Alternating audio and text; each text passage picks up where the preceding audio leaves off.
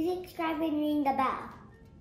Today I'm going to be showing you how to make a simple, thin, square border along with a circle border to complete any project that you might be making in Cricut Design Space.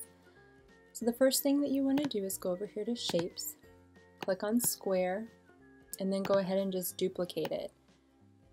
And so all you need to do is just make that second square slightly smaller than the first square and center it within the outer square.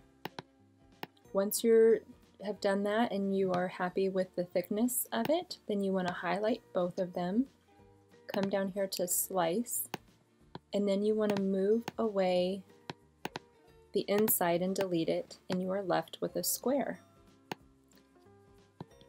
So the same concept with pretty much any shape you can do, the same thing. So circle, you can either have two circles or duplicate it. Make that circle a little smaller and center it. Highlight both of them, slice, and then move them away.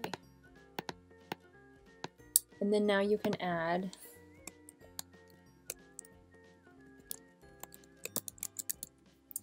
whatever text you would like inside of your boxes. And that is how you can make that yourself without having to purchase them or try to import them. You can make them easily yourself in Design Space. I hope this helps. If you love my mommy's video, give her a thumbs up.